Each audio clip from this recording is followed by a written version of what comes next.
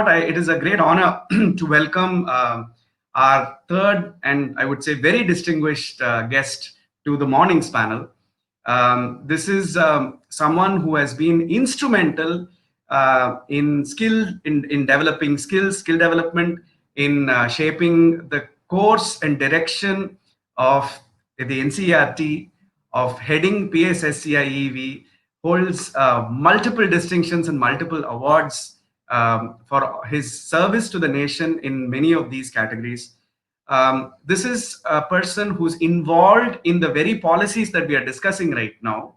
And therefore, his views become that much more critical to us because we would like to truly understand the perspective behind, for example, the NEP 2020, and with respect to art integration, also where the nation is thinking about this. It is therefore my pleasure to welcome Professor Vinay Mehrotra to this. Namaste. And Namaste. Also joining me on this panel is a dear friend, also I would say a co-conspirator in bringing sports and arts into curricula across the country. Works closely with Sports Village, also works closely with us, and of course with many governmental agencies. I would like to have Azad Khan also join us on this panel. Thank you. Hello to Azad, and Okay. of course, Vinayji, it's a great pleasure to have you on this panel. It's also an honor for us, for both Rhapsody as well as Macmillan. So I will just set the ball rolling, and it's over to you and Azad. The ball is basically saying, so what is the thinking behind the curricular changes in NEP 2020 in your perspective, and specifically with respect to arts and bringing the arts back into focus as part of academics? What is the thinking behind it? What's the philosophy behind it? Over to you, over to both of you. A very good morning and namaskar. So at the outset, I would like to thank Anilji for inviting me to this conclave, which is being organized by Macmillan and Rhapsody.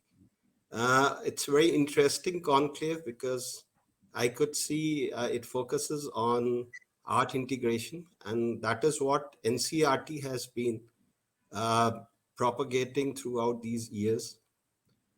We are a strong advocate of STEM and STEAM now. Earlier it was STEM and now it is STEAM. So the kind of STEAM that needs to be generated through this art integration, we need to look at that from the national education policy perspective. As you rightly said, and I could listen to Mr. Anant Nageshwaranji, that we need to integrate art. When we say art, it is fine art and performing arts to enhance the abilities, skills, and learning dispositions amongst our teachers as well as students. Now, why I'm focusing on teachers is because teacher, the guru, is the person who throws light on the students. And there they can differentiate between the darkness and the bright side of whatever perspective we have or we want to teach to our students. So the focus has to be on skills and abilities. Grooming the abilities is very important. As I could see you, I mean, you played the music which you heard in the ringtone immediately. Now, that is the kind of expertise that we need to develop amongst our students, the kind of knowledge. And that is why integration of vocational skills with general education skills becomes very important. It has to have a very strong foundation of general education. We can't just focus on the vocational skills. And that is why we are doing vocationalization of education. We are not promoting vocational education and training or skill training in schools.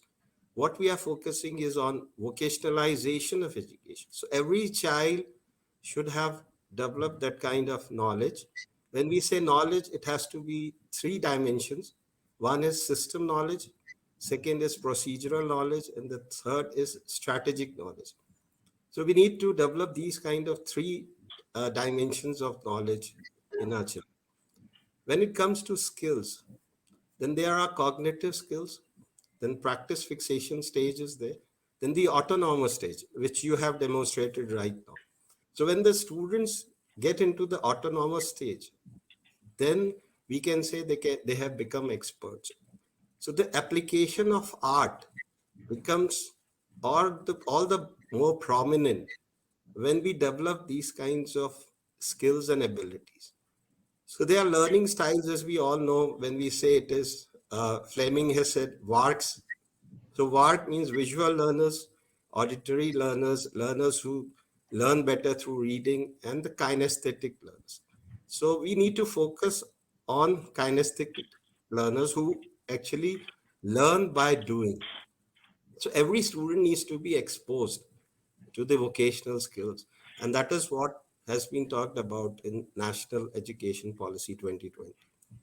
Uh, as we were discussing earlier about that integration of art, so I would like to inform you that the cultural awareness has to be spread. And that is why NEP has said we need to take the Lok Vidya, the indigenous knowledge, to our students through the craftspersons, through the experts who are there, like you.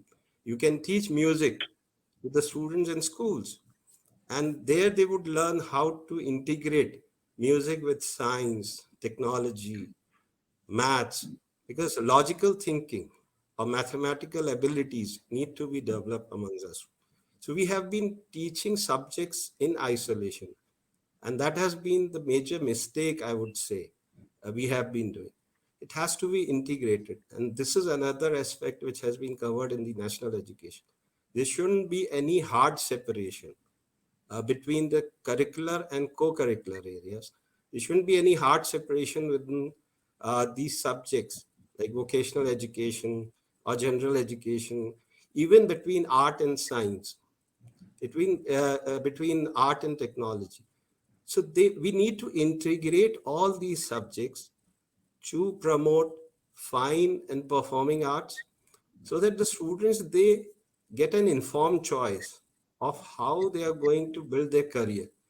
For example, if students are good at arts, they can take career options like animator, a storyboard artist, texturing artist, cleanup artist. These are the various cameraman, photographer. There are a lot of options available in the world of work, but students are not aware of that. And as a result, they are learning because they are forced to learn. So lifelong learning, which UNESCO has been promoting, we need to emphasize on that. Thank you. Thank you very much, sir. What was interesting to me is the very first speaker, who was the director of IIT Madras, started by saying arts as arts, even if it doesn't integrate, arts should be there. And he's a talented musician himself, so I could understand where he was saying that with passion. And he was also saying that they made it almost sort of compulsory in IIT as well, that there needs to be. And that is why he was saying, don't wait until they get to IIT, just start doing this right from the start. And then we had the second speaker, who's sitting on the Economic Advisory Council of the PMO. And he's saying economics is complexity and arts actually helps you understand complexity. So that's going from the social sciences and humanities perspective that you were talking about. And you have brought it into the very, very concretized ideas of VAT and looking at SEL and specific learning skills and learning objectives. Azad, I think I would hand this over to you. I know you had a couple of questions which pretty much vocalize what many schools are asking. Thank you so much. Thank you so much for inviting me to be a part of this fantastic, seminar. It's basically, I know Dr. Mehrotra almost for a decade now. His work and all. He's one of the co-creator of National Skill Qualification Framework. The biggest work, what I have felt, Dr. Mehrotra's contribution is acting as a bridge between the learners and the teachers. So this is something, Dr. Mehrotra, to you. I would like to understand. What is your feeling? What are the barriers to this art integrated learning? We have somebody like Anil, with a fantastic program, with a structure in Rhapsody, but schools are still hesitant. The education system is still hesitant to adopt this. Though it's positive, it's very positive. But what do you feel, sir? Because you are a part of NCRT, you are a part of PSSIV, the government, the policy making. What do you feel, sir, is biggest barrier to this adoption of this, integrated learning in school today? So, Azrat, I think it's a very pertinent question, particularly when we have National Education Policy 2020, which has also emphasized that there's a need to detailing the national skill qualification framework sector-wise. And that is the biggest challenge for all of us. As you rightly mentioned that I was very much involved in the development of National Vocational Education Qualifications Framework, and which later was renamed as National Skill Qualifications Framework. And basically, the reason for bringing in this kind of framework was that we have to integrate at various levels this vocational education with general education. And that was the reason behind this framework. And it's happening in more than 100 countries all over the world. So when we talk of curriculum, the teachers, the students, we need to bring about that kind of awareness amongst these stakeholders. That is the first thing, because we still think that working with hands, it's not the, uh, I mean, the concept of dignity of labor is still not being accepted in our society. So that has been one hindrance of when we talk of curricular and co-curricular areas, when we talk of developing a curriculum which also integrates art into it, because many of those students still want to become engineers, doctors, and things like that. I would here give one example. We did a research in one of the districts of Madhya Pradesh called Sihor district. And when we interacted with the students, uh, when we took questionnaire to them, they were not able to write properly. So we had to literally converse with them regarding filling of the questionnaires. So literacy rate was very low.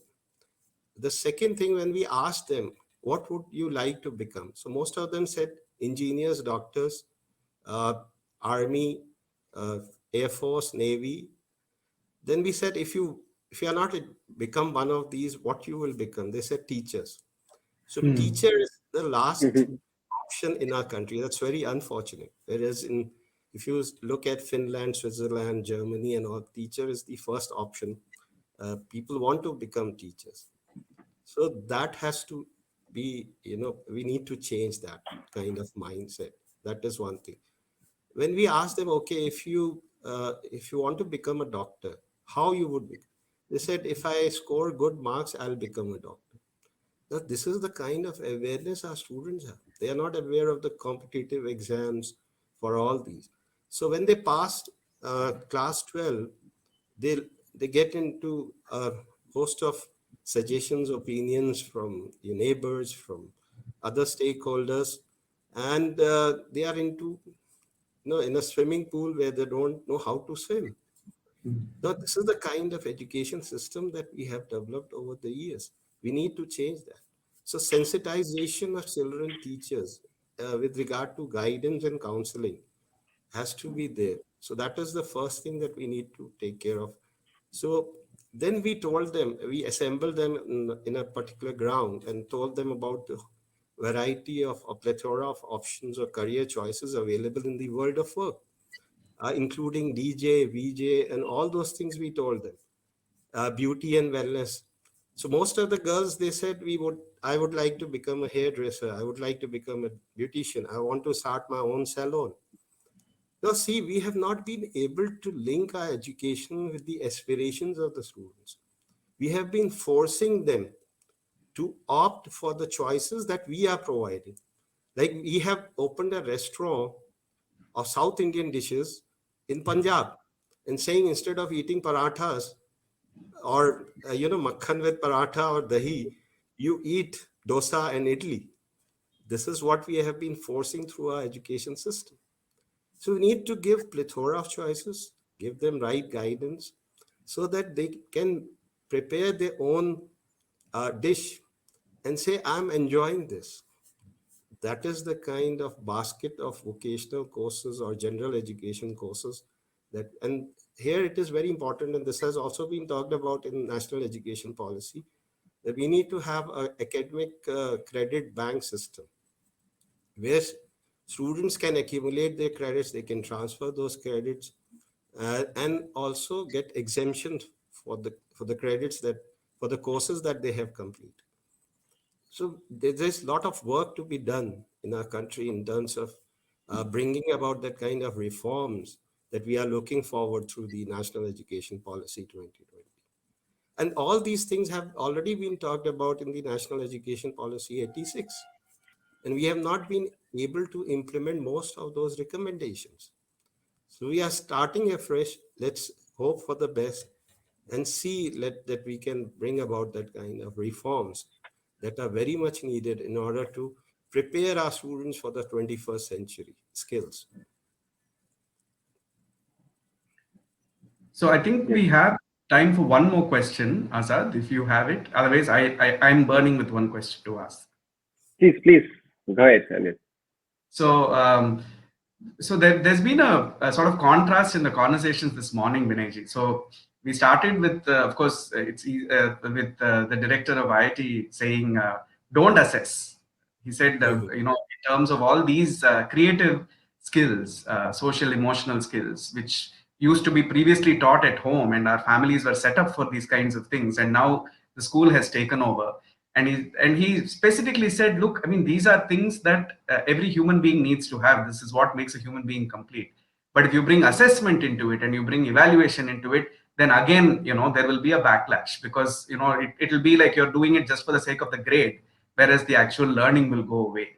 I tried to counter that. I'm not the government, but I tried to counter that by saying, I think more about keeping people in track, not to tell them they're good or bad, but basically to say that you should not look at a child only in a unidimensional way. You must be able to look at the child in a holistic way. So am I right or am I wrong? That's my question to you. See, there could be very different perspectives and school of thoughts on these. And we cannot say that somebody is right or wrong, because every aspect has its own pros and cons.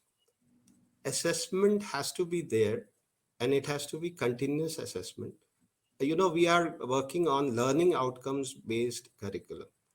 Why? Because we have all the years talking about input based curriculum, and we were not bothered much about the outcome. And here I will like to quote one story that two friends were standing and they were talking about their dog. The one friend was having a dog called Tommy. Said, so the friend asked, "What have you done all this pandemic time?" Said, "I taught my dog to whistle." So, for this very interesting thing you have done. So then he asked the Tommy, "Okay, you whistle." The Tommy can't whistle because dogs cannot whistle. He said, "He's not whistling." He said, "You didn't hear me properly. I said I taught him. I didn't say he learned it." Very good. That is the biggest problem with our system. We have been teaching all the years, but we never said that my students have learned all this. For example, music. So we never said that my students can play these kinds of music. Elvis Presley and those who have created music. Now that is the biggest problem with our system. The second thing is we need to focus on competency-based assessment. We have been doing evaluation, assessment of knowledge, but not focusing on skills. So when we say competency-based evaluation, that means knowledge, skills, and attitude. These three things should come in our evaluation system. And that is why there's a whole lot of debate going on in terms of assessment and evaluation. CCE, you must have heard about it, CBSE promoted in the schools. It became a lot of hard work for the teachers, but the whole spirit was not implemented as it should have been done. And that is why it got a setback. So if we are doing reforms in patchworks, then it's not going to bring any result. And that is what we need to look at. So assessment and evaluation actually helps us in understanding what the learner has learned. It has to be continuous. It should not be one-time assessment. So when we say assessment of learning, for learning, and as learning, these are the three aspects of assessment that we need to implement. And evaluation should not be like this pass or fail. It Correct. should be you are competent or you are not yet competent. Not saying you are incompetent. The moment you say incompetent, that means you are becoming judgmental. So the evaluation should not be judgmental. It should lead to encouragement of the learner to learn more. So curiosity to learn should be there. Like it has been said in the Delors Commission report, International Commission on Education, 1995. It says learning the treasure within. So the treasure is within you. And we have to help as teachers to find that treasure. So that is important. That's beautifully put, sir. And one of our panelists has also sort of qualified this in a nice way and said qualitative assessment. I think that's also what you were saying. It does not have to be quantitative, but we're looking at. So thank you, Aparna, for that. Looking at continuous assessments in a qualitative and not in So it a. has to be qualitative assessment rather than quantitative. And we have been busy in that. 99%. And the person doesn't have those communication skills. So what about those marks which he or she has scored in language? Doesn't make any sense if he or she is not able to communicate well. Like you could, apply that music through the piano and show that this is how the application. So applied learning needs to be focused. Applied assessment need to be focused. And that is why we need to focus on competency-based assessment. Brilliantly put, sir. I think, Azad, I have to thank you for working with me to get Vinayji on this panel, because this has been a very rich, 20. I mean, I wish I was a student. I would be taking furious notes, because he made so many very important points which are actually elucidating what's there in the policy, especially in terms of not only looking at in terms of how to structure this. So what are the specific skill sets it's touching upon, but also how to evaluate this. So if you're doing applied learning, then applied evaluation has to be commensurate with that. And I think that is what he was referring to. I'm very sure many of the schools have taken a lot of notes on this. Vinayji, it is our honor and pleasure, both on behalf of Macmillan as well as Rhapsody, to have had you on this morning panel. It's added tremendous richness, sir, and I know you're a very busy person. So from the bottom of our hearts, thank you so much for this time that you've given us.